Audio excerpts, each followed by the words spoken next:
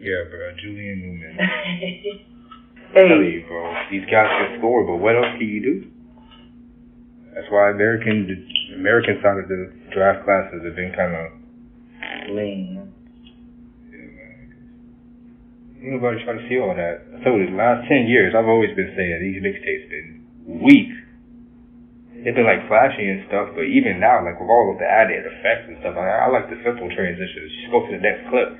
Now they doing some whole spinning you around and stuff. Like, no, I don't need all that, man. I don't need flames in the back of it. We don't need all that. Yeah, man, they getting creative with it now. That little laser outlining they be doing, I don't need all that, man. I don't care if you could dunk on this guy. Congratulations, you have a vert. That shit. I can't wait, man. I can't wait for the next draft class. Who's coming in this draft class? That's different from this one. The dude from Maine. What's his name? He's on the game.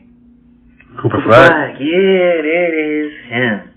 Cause I'm like, bro, remember 22? Yeah, back in 2K22, he was doing the same thing. I'm like, damn. Shoot, he did it this year in my league too. Exactly. He ain't had nobody on his team. Brooklyn Nets was bummy. And that's just in a person in my league though. But Cooper Flag, nice. But I'm saying, like, what's the real hype? I think he's the only person that's come in with some real hype though. As I get older, I start to appreciate LeVar Ball just a little bit more each year. Each year. The way he did it though was funny as hell. Man, people did not like LeVar, bro, but honestly, he did what he did. He made it fun. He made it entertaining. Yeah, he did. He definitely made it entertaining. Without it, would we have had that many people coming in with that hype? Like, it was like Zoe, Zion, and a couple others. That's what I'm saying. It's not a great, like, big pool. At least that's, where, like, common knowledge where everyone knows it. Yeah. How it used to be. Like I said, the girls took over this year. They really did. Cause, man, Angel handles her business in college. She handled her business. And there's some of them that's like Paige that stayed an extra year. She could have came in this year too if she wanted to. But with the guys, you gotta like ask yourself, are they ever gonna get it back? Because now they're going. You never thought that it was gonna switch up, but now that it has, it's like, dang, will it ever switch back? It's dead now because like I said, after LeVar did what he did, that's when everybody was like, okay, we need to calm down on doing this draft process. Yeah, players are so much more fragile now. True. But I think that's in sports in general now. Because now the money coming in, no matter what now. Hey, you seen what that, I forgot his name. I saw it earlier. Dude from the Suns. Not a player, but one in the front office that was, I think it was, maybe it was the GM. He was talking about the draft picks. He was saying that draft picks are not to acquire young talent, but draft picks are for acquiring like players, like established players already. He's saying something like that. And then in the comments was flaming him. He was like, yep, it's something because your GM is telling you that he doesn't want to use draft picks to get players, like to draft players. He only sees them as value to acquire the players. You could. I feel like that's why they are where they're at now. I feel like the Suns, they have a good front office. They're just not consistent. How so? Cause, bro, it's like the Suns were always that team that stay afloat. You know. Always that team that stay afloat. Yeah. Before Chris Paul got there, they was trash. You mean before Book? No, when Book was there, they were still trash. They weren't as bad though. They were. Remember they made a run. They went 8-0 in the bubble and still didn't make the playoffs. True. That's what I'm talking about. They were, and then before that they weren't good. Before that they wasn't good. Book was nice, but the team was not doing nothing before Chris Paul got there, and that was recent. They have not been always good. They were looking like the Lakers, like how LeBron went to the Lakers. Kind of forget about that trash couple of years. No, nigga, they ain't always been good. Kobe was there, remember? They had a rough couple. Yeah, the last couple of years they had some rough regular seasons there. Like Jeremy Lin at one point. Insanity.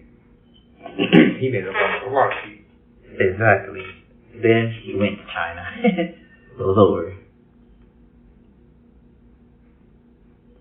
But even I think his name is Utah Watanabe. But even I think I said that correctly. Even he went back. But I don't blame him. He got his money here and you go back home. You gotta think those people are far from their families. A lot of them, at least. Yeah. He's trying to go back home. Hey, he accomplished the dream. But it's not everyone's dream to be the greatest of all time. True. And that's another thing. Like, I feel like a lot of the young men today, they don't come in with that drive like before. It's like everybody wanted to be the greatest. Yeah, when you come out from the struggle, you had to be great. Mm-hmm. That was the only thing you could do was strive to be great. But now these kids, they just want the bread. You gotta pay for AAU. I ain't even know that. You gotta have some type of money to be able to take your kid doing traveling and all that stuff. I'm not saying everyone's coming from a good financial place, but I'm saying some of them actually. So like, AAU is the only way to make it though? No, that's not the only way to make it. It's just a very common route. It's not the only way, but if you could, you should, type of thing. Yeah. At least that's the way I see it. I'm not a player, and I didn't go that far into it as a player, at least.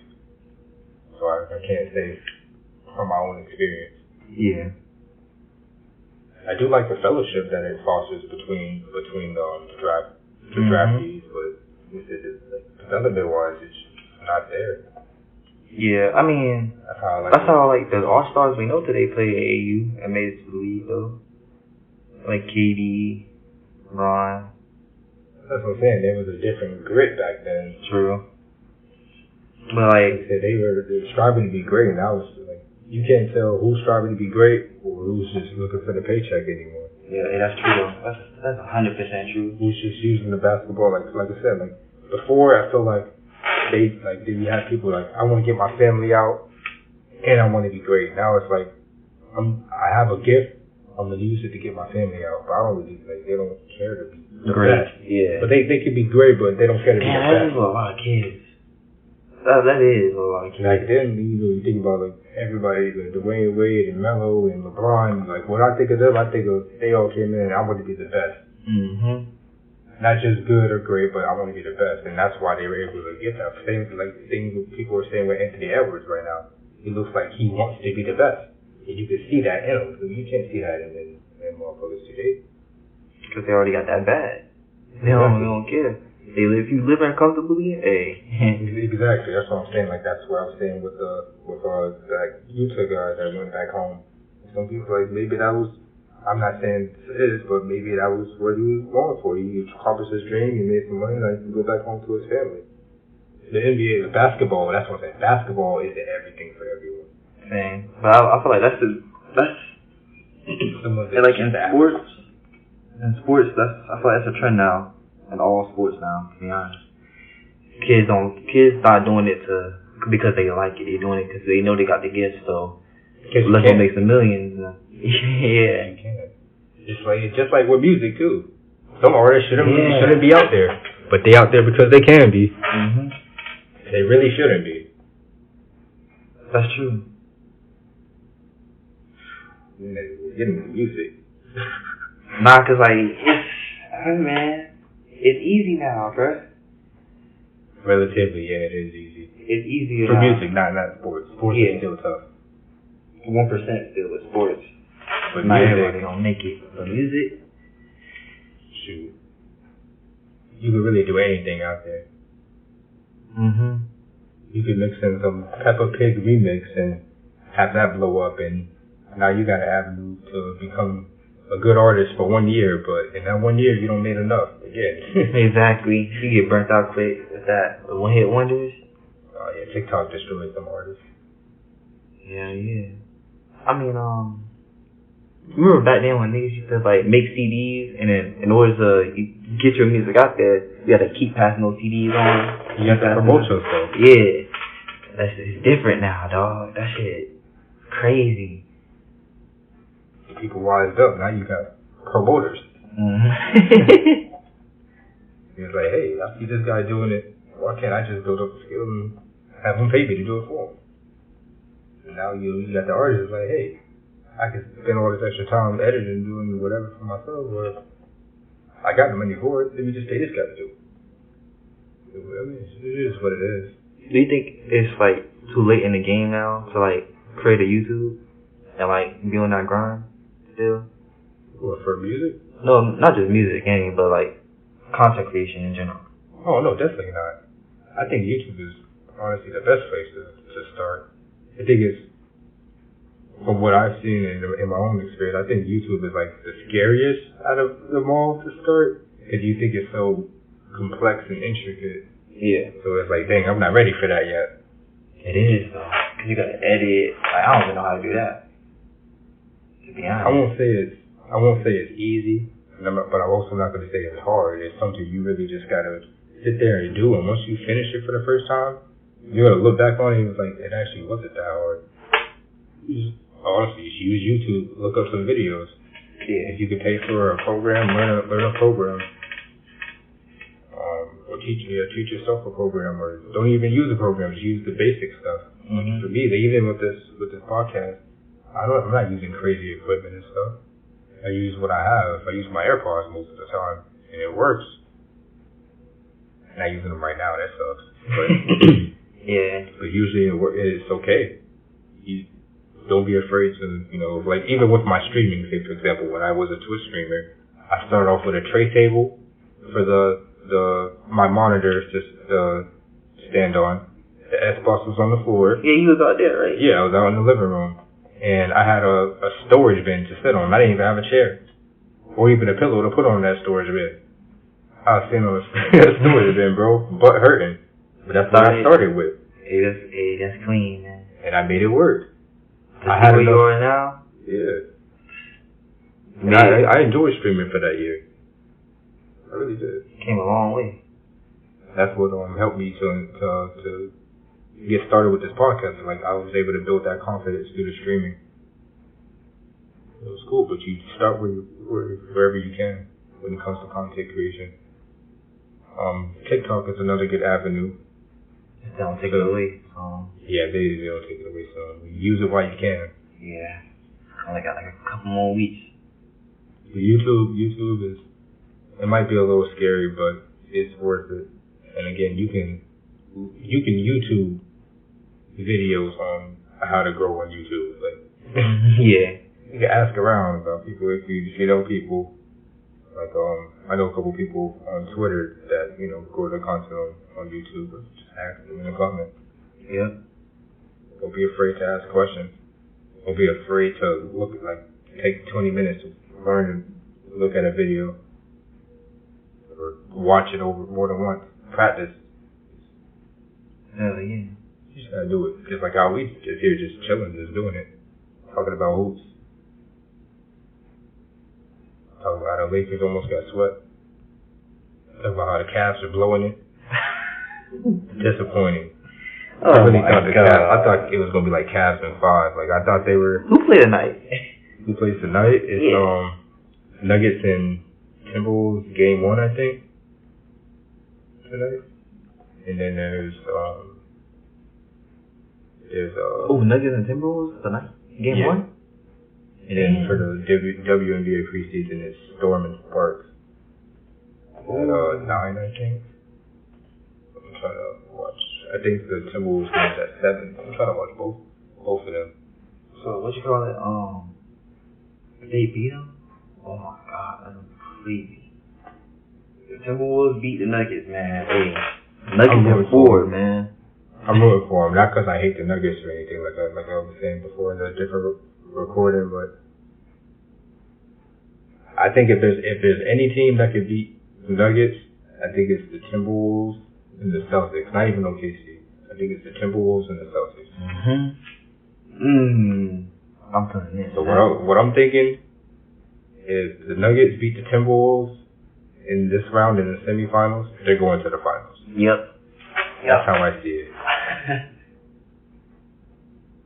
And then the finals will be Celtics and Nuggets. But if the Timberwolves win this round, then I think it's going to be Timberwolves Celtics. I don't know. I think whoever wins out of this series is going to win. No diss to OKC. It's just the way I'm looking at how round one is going. I personally just feel like it's going to go that way. Whoever wins out of this Timberwolves Nugget series is going to be going to the finals. And possibly even win, because the Celtics were looking kind of rough in round one. Sure.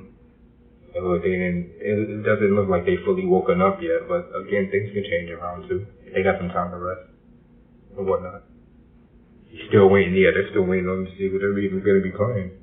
And either or, it should be a win for them. Exactly. Those guys could be coming off tired, and it's just the Cavs. Like I said, the Cavs are completely being disappointed right now. The Mavs are not the Mavs. The Magic, they're looking good. I think they have a better chance than the Cavs would to go up against Boston. If they win, I'm going to game one of the second round. You're gonna be paying $400 for a nosebleed. They're gonna pay $250 to stand outside. Oh my God, I know they do that too. Oh man. The man said, go to Orlando to watch the game. I'm just saying, you got tickets? No, I'm just going to Orlando to watch the game.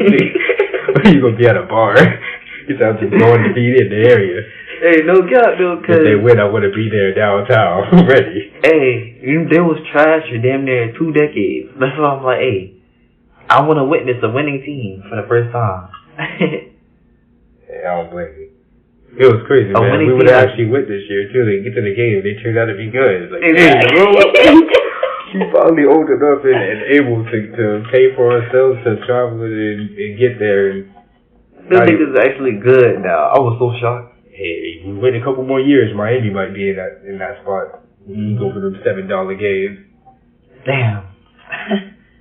But knowing they are tendencies, man. And supposed to just start for another 8 years. That's another 8 years of being alright. 8 years, yeah, bro. I'm gonna be 40 by the time I'm able to go for the heat for cheap. For cheap at least. No, that's okay. Career-wise, I think things are starting to look up. I mean, I'm finding a spot where I can enjoy working again. Yeah, I find a place where I can enjoy doing this again too. I gotta apply for a shift. So be a shift. She hungry. Yeah. Alright.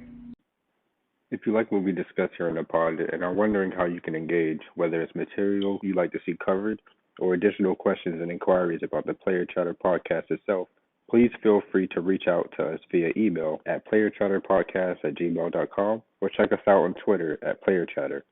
Thank you, and I hope to see you all again next time.